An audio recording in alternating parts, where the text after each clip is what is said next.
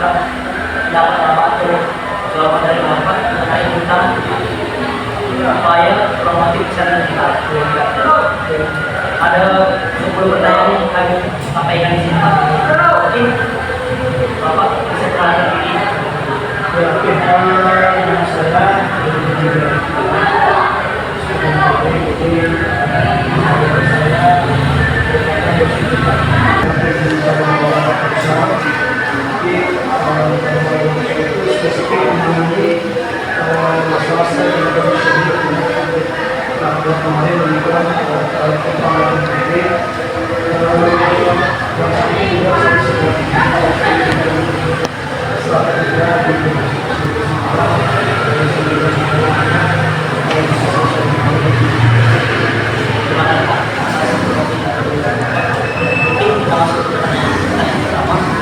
Menurut Bapak, apa yang dimaksudkan upaya promosi kesehatan mental dalam konteks atlet? Jadi kalau usaha promotif dalam kesehatan mental itu adalah yang pertama, atlet ini tidak boleh stres. Itu dalam artian dia harus bebas dari tekanan-tekanan yang bisa membuat dia tidak nyaman pada saat dia berlatih maupun pada saat dia bermain. Karena kalau dia stres dan tekanan, tentunya akan berdampak kepada performanya dia.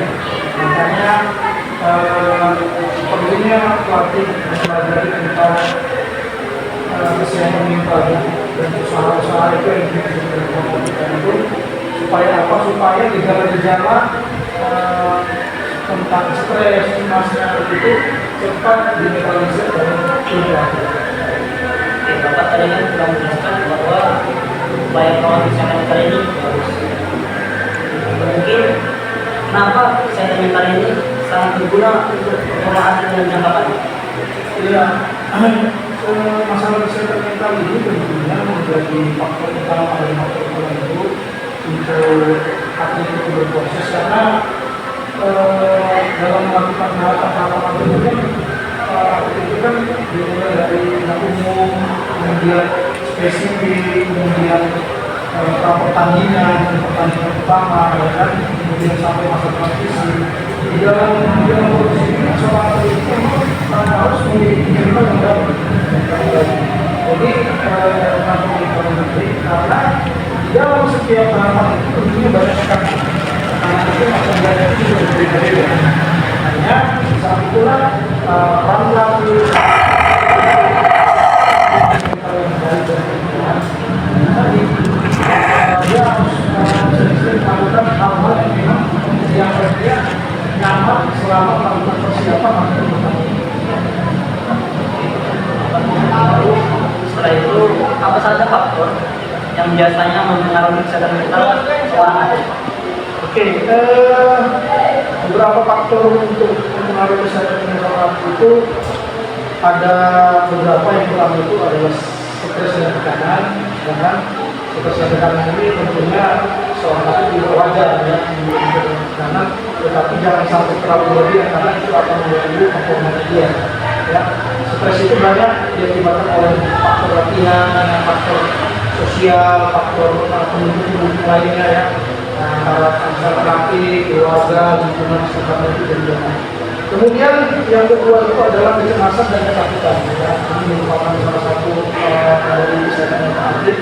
Kecemasan dan ketakutan ini kalau digabung dengan lingkungan atlet ini akan menyebabkan dampak bagi performa dia.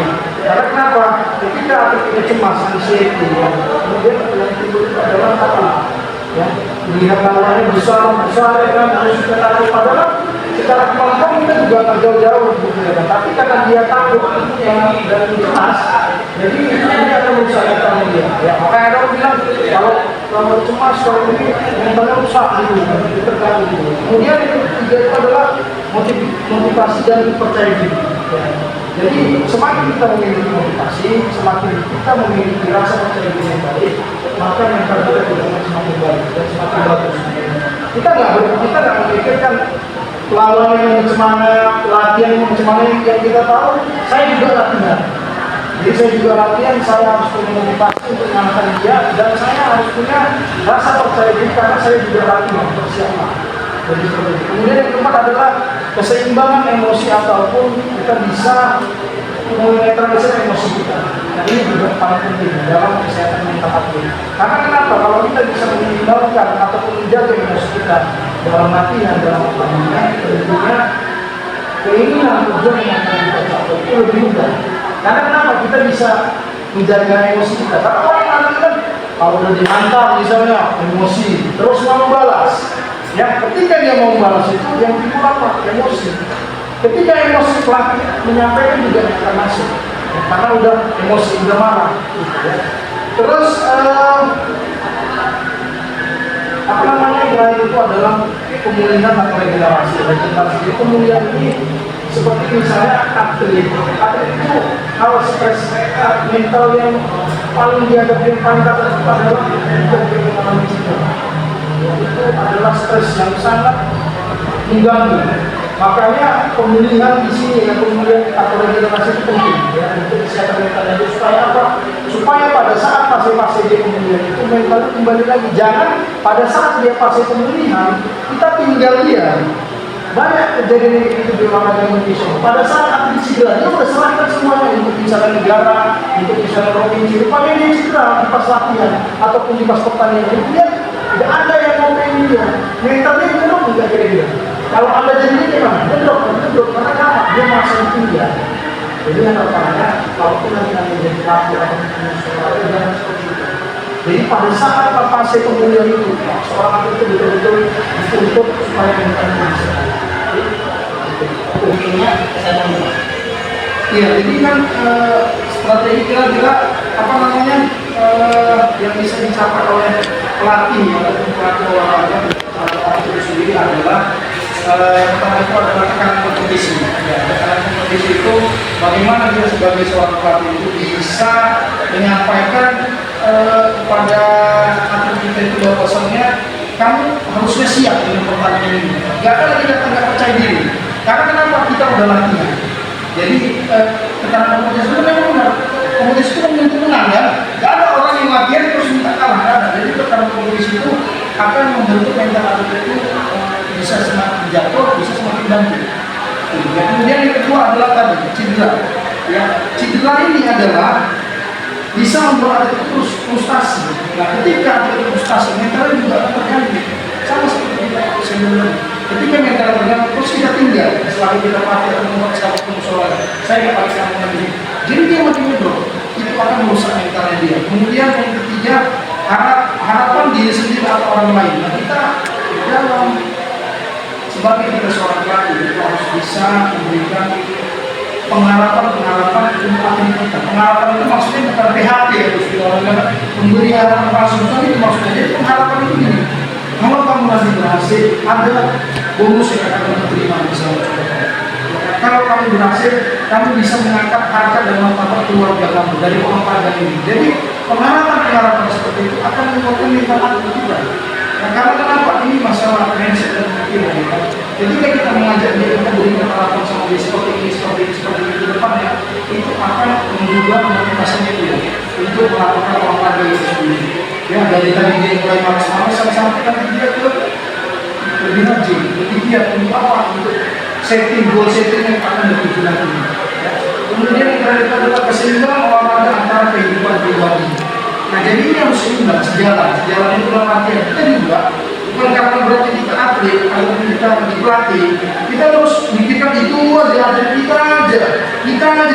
Kita juga harus seimbangkan dengan kehidupan kita supaya apa? Balancing itu antara kehidupan latihan kita, melatih atlet kita sama keluarga kita. Karena kenapa? Di satu sisi ketika ini seimbang, kita juga akan enak ya. Di prestasi kita klop, di keluarga kita klop. Karena kenapa? Keluarga ini masuk konsisten kita ya, dalam melakukan kita nanti bertanding, kita nanti berlatih ya. Kalau nggak ada keluarga, kalau nggak ada lingkungan sosial, kita nggak masuk konsisten. Tentunya kita nggak akan berjalan motivasi kita. Strateginya ya. Peran pelatih sama tim pendukung itu berkontribusi apa aja yang bisa pelatih lakukan untuk menjaga kesehatan mental atlet secara berkelanjutan. Oke, untuk menjaga kesehatan kami itu mungkin ada beberapa hal. Yang pertama itu adalah latihan mental. Ya.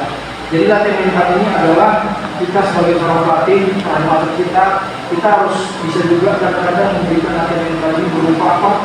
Berupa dimulai dari fase-fase latihan itu kita akan mulai masukkan latihan tekanan mental. Contoh, saja latihan itu pada saat di latihan kita marahi gitu. Supaya apa? Mungkin mentalnya terpukul gitu. Dengan kita marahi mungkin dia akan tertegur waktu sama gitu. Ada juga ketika pelatih yang nggak mau negur gitu. Dia bawa dia aja, tapi nantinya dipakainya. Nah, ada tapi lebih bentuk kalau ada pelatih yang memang terus ngasih. Ayo kamu harus lari, kamu harus ini harus itu mulai mental itu mulai dibangun dari situ. Maksudnya latihan mental di luar dari spesifik ya, misalnya kita panggil psikolog, tolong dulu atlet kami ini dilatih mental bagaimana, atau kita panggil, kita masukkan anak-anak kita ke camp tentara, benar kan? Dilatih bangun pagi, baris berbaris, itu latihan mental. Nah jadi itu satu. Kemudian yang kedua adalah dukungan sosial. Dukungan sosial ini kali yang paling penting itu adalah kalau kita di tempat kita latihan adalah pelatih, kemudian teman kita satu tim, kemudian setelah itu keluarga. Ini perlu dukungan sosial ini untuk tadi salah satunya strategi itu. Kemudian yang kedua adalah balik lagi ke pemulihan tadi. Yang pemulihan itu adalah kalau dia terkena cedera jangan ditinggal. Ya. Sebisa mungkin kita harus bantu pemulihannya pasca cedera itu. Itu yang paling penting. Kemudian balik lagi antara keseimbangan lagi semuanya harus jalan. Ya. Antara latihan, antara lingkungan sosial, antara keluarga semuanya harus jalan. Itu. Pastinya dari Pak tadi pasti ada edukasi psikologi olahraga. Apa peran program edukasi psikologi olahraga itu dalam mendukung kesehatan mental? Ya, peran psikologi olahraga itu dalam mendukung kesehatan atlet ya. Ya jadi kan seperti ini. Harapannya dengan kita belajar psikologi olahraga itu yang spesifik dengan kita, harapannya ketika ada teman-teman para calon ini para calon pelatih itu minimal dia bisa mendeteksi ya gejala-gejala atau tingkah-laku perihal tentang mental atlet itu kan ini kan berhubungan dengan jiwa ya. Kita bisa mengetahui ketika dia cemas, ketika dia misalnya stres, ketika dia misalnya tidak percaya diri, ya bingung, nah, kita bisa tahu ya, karena kita belajar psikologi olahraga. Karena cakupannya adalah kita selalu nanti alumni olahraga yang berbicara tentang psikologi olahraga, kita bisa minimal memberikan treatment, ya, ataupun latihan mental tadi kepada siapa, kepada atlet kita, supaya apa? Supaya dia plong, supaya dia bisa menjalani latihannya, supaya dia bisa menjalani pertandingannya. Karena mentalnya adalah faktor penting, ya, sehingga dari fisik, teknik, taktik itu mental itulah penentu, ya. Bagus kita fisik, tapi nggak paham kita teknik, nggak ngerti kita taktika, ya, nggak ngerti kita mental, sama aja kita nggak bisa olahraga, ya. Bagus kita punya mental, tapi kita nggak punya mental, pas pertandingan yang paling penting kan.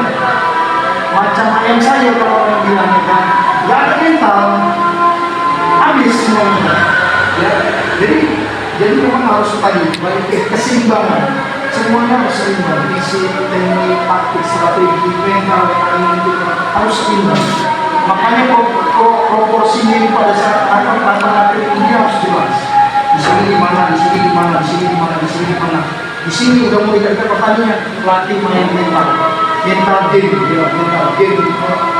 Kamu harus menang, ya, jangan mau kalah. Kalau kata kasarnya, ya, waktu bertanding tahan emosi, sabar. Itulah kode-kode ini.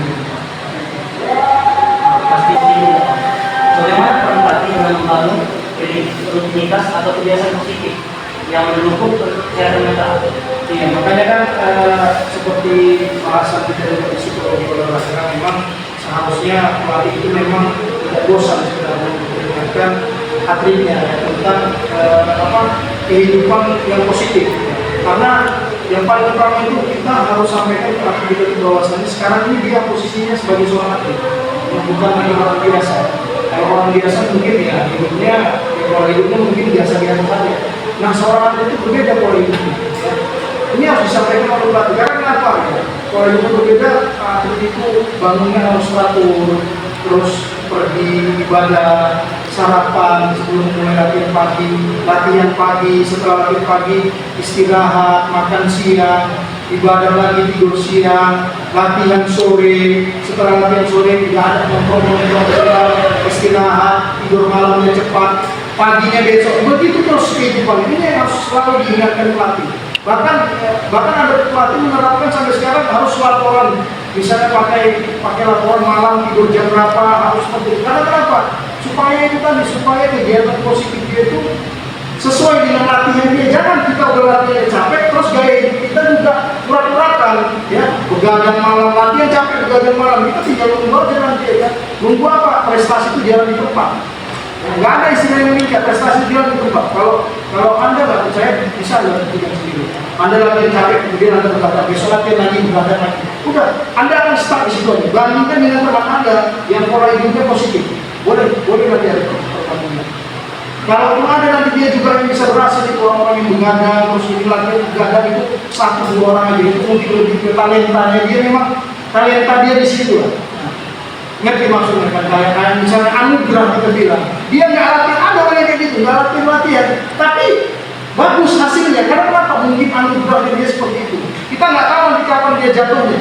Mungkin pada saat dia sudah punya anak, dia badan dia ini udah capek, udah lemes, Apa saja yang dilakukan pelatih untuk bisa mencegah kelelahan itu? Oke, untuk langkah-langkahnya kira-kira memang seperti bahasa sebelumnya kan, biasanya pelatih itu kan itu berdiskusi, ya kan? Atau kalau misalnya kita langsung seperti relaksasi, ya kan? Relaksasi itu kan juga kayak strategi coping juga kan. Jadi kan kalau mentalnya kita udah lemah, udah lelah, kita harus ada kan itu relaksasi, ya kan. Relaksasi itu kan banyak, bisa dengerin musik. Kalau di saya contohnya kemarin di PON itu kita relaksasinya pergi tamasya, jalan-jalan. Kemarin kami ke Kilauan, ingat 2 malam, tapi sambil latihan. Jadi ada tamasyanya, ada latihan kekompakan tim, ya kan.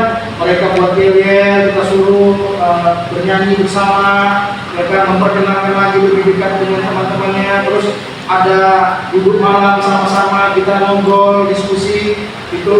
Kemudian ada rendang es bat, ya kan. Kemudian ajak nonton film, dengerin musik, ya kan. Kalau ada alat-alat karaoke juga udah sekali-sekali senang bersama. Jadi apa yang membuat dia senang, supaya tekanan tadi ya, tekanan itu supaya hilang itu juga kembali. Bagaimana Bapak sebagai pelatih, bagaimana mengevaluasi efektivitas program promotif kesehatan mental dari atlet? Ya, jadi kalau sistem evaluasi itu kan memang kan kita kemarin di Konisub itu kan ada tim psikologi, ya, dari tim Konisub. Jadi kalau untuk proses evaluasi psikologi itu atau mental itu memang harus diserahkan ke mereka. Jadi kalau saya melihat kemarin itu ada beberapa butir-butir soal yang mereka jawab, seperti itu yang mereka dikasih dari tim psikologinya, mereka dikasih itu kayak jawab angket sih. Jadi kan lebih ke misalnya, apakah Anda senang dengan latihan ini? Jawabannya setuju, sangat setuju, tidak setuju. Jadi seperti itu baru nanti akan ditabulasi. Itulah tadi by data juga. Makanya sekarang kita di era sport science ini semuanya by data. Saya nggak bisa ngejudge Anda, kamu nggak suka dengan latihan saya. Ya. Dari mana saya nilai dia nggak suka? Kalau cuma kasar mata aja itu bukan data namanya. Tapi kalau dia dikasih angket yang berhubungan dengan metode latihan saya, terus dia jawab, saya tidak suka. Apakah Anda suka dengan metode latihan ini? Setuju, tidak setuju, sangat setuju. Nah, itu akan dihindari. Buktinya itu akan dinilai nanti sama tim. Baru nanti akan diputuskan dia ada yang ini. Oh, berarti dikatakan teman ini, saudara ini dia memang tidak suka karena apa alasan seperti itu. Evaluasinya. Dalam evaluasi pasti ada tantangan dan solusi. Yang ada tantangan dan solusi dalam mendorong upaya promotif kesehatan mental. Iya, kira-kira kalau memang tantangannya itu kemarin itu pada saat proses evaluasi itu adalah kita tidak bisa menyamakan persepsi antara semua tim. Karena saya kan akhirnya berhubungan di misalnya. antara si A, si B, si C itu akan berbeda nanti jawabannya. Ya karena kenapa? Itulah cerminannya dia. Ya cerminan mungkin secara individu ya. Tapi di sini kita tegaskan bahwasannya karena kita olahraganya kelompok, kita lebih mengutamakan kepentingan kelompok itu daripada individu. Walaupun kadang susah gampang. Kadang seenaknya yang diucapkan oh, harus kompak, tapi belum tentu. Ya makanya saya bilang ada istilah kita nikmati rambut kita sama hitam, tapi hati kita belum tahu. Ya termasuk itu juga berolahraga. Tapi memang kalau dia long term ya panjang gitu waktunya sebenarnya harusnya bisa ya contohnya misalkan kalau kami kan kemarin kan karena memang dari awal tidak diasamakan kan baru 2 bulan menjelang Radar baru 2 bulan menjelang PON baru kita diasamakan jadi belum cukup saya rasa tapi kalau misalnya kami kayak saya dulu model di PPLP dulu hampir 3 tahun saya sama teman-teman saya yang dari SMA kelas 1 sampai kelas 3 di kelas 3 itu udah mulai terasa jadi bangun gitu kita sama jalan di depan aja kita sama mau makan kita sama mau bertanding kita bajunya sama jadi hal-hal seperti itu memang yang ada di pelatih sih nanti sebenarnya untuk menekankan itu mungkin demikian yang bisa kami tanyakan soal promotif dengan kalian. Oke.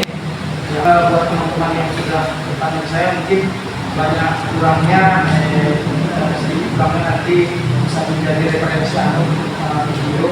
Jadi apa yang saya sampaikan ini juga berdasarkan pengalaman saya di lapangan kemarin.